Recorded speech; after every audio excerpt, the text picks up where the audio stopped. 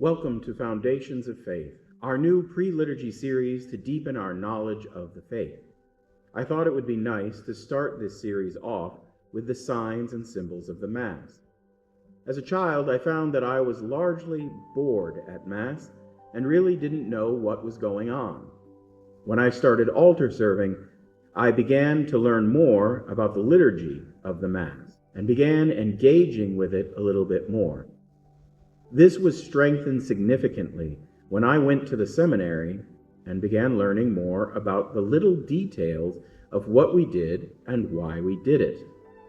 The Mass really came alive for me during my last year of seminary, as my class started practicing the celebration of the Mass as a priest.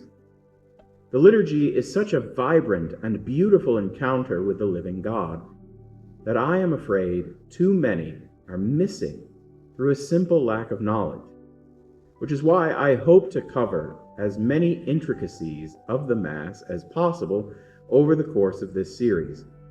Some of it will be very basic information that many of you will have heard before, and some will be more in-depth. I'll be breaking it down into segments of about 5 minutes apiece, and each segment will focus on some aspect of the liturgy. The first thing to mention about the liturgy is its context. St. Augustine described God as a beauty ever ancient, ever new. Due to its very deep connection to God, the liturgy is also ever ancient and ever new. It has a historical context that goes back well over 3,000 years, and yet is being celebrated in the here and now.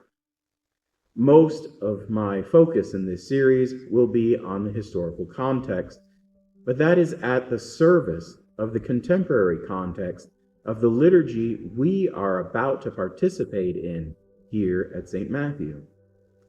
To start that historical context, remember that the Mass comes from something else.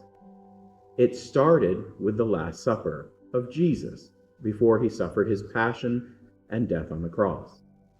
However, even Jesus wasn't making this up off the top of his head. He was celebrating the Passover meal, which the Israelites had been celebrating since they fled out of Egypt well over 1,000 years before Jesus was born.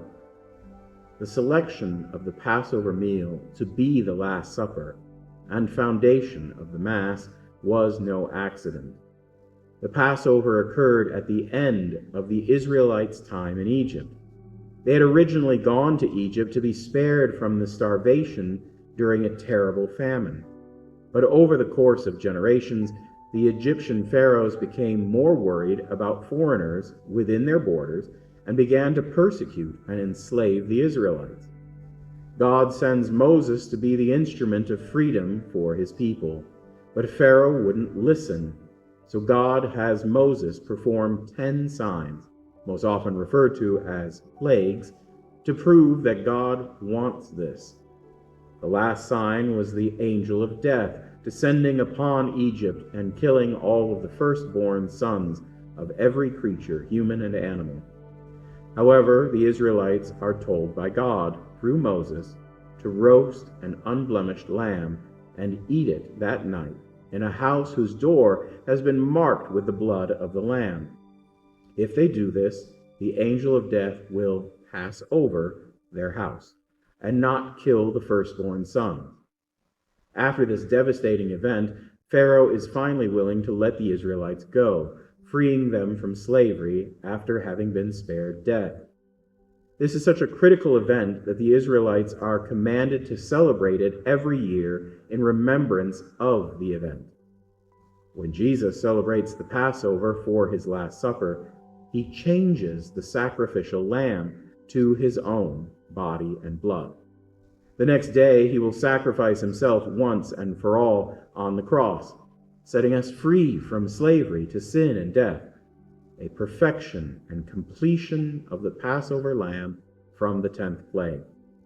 Just as the Passover was a critical event in Israelite and salvation history and needed to be remembered, the Last Supper needs to be remembered even more through the Mass. Because the Mass comes from a meal, its structure still resembles a meal, or more accurately, the formal meals of the past, more like a modern dinner party. If we look at the structure of the Mass, we see that it resembles the structure of a dinner party. First, we have the preparations. Then there is the arrival and the process of greeting and being greeted. This is followed by a time of socializing and sharing stories. On the back end of the party, we sit down for the actual meal. After we have eaten, we say our thanks and leave. The liturgy of the Mass follows these same stages. We have preparations beforehand, decorating and getting everything prepared, including ourselves. We start with greetings. We have a social time with the liturgy of the Word, flow into the actual meal with the liturgy of the Eucharist, and after being spiritually fed, we give thanks and leave. This is just a highlight of the order. I will refer back to this dinner party model throughout the series when we come across the different points where it connects. A final note is that a lot of what we do in the liturgy has a practical purpose, but also symbolic meaning. Often the practical purpose came first, and eventually a symbolic relevance developed later.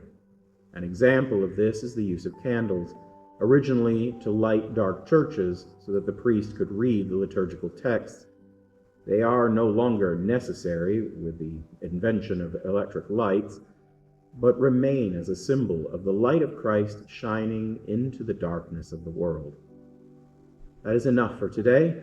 Join us next week for a tour of the vestry and explanation of what the clergy wear and why.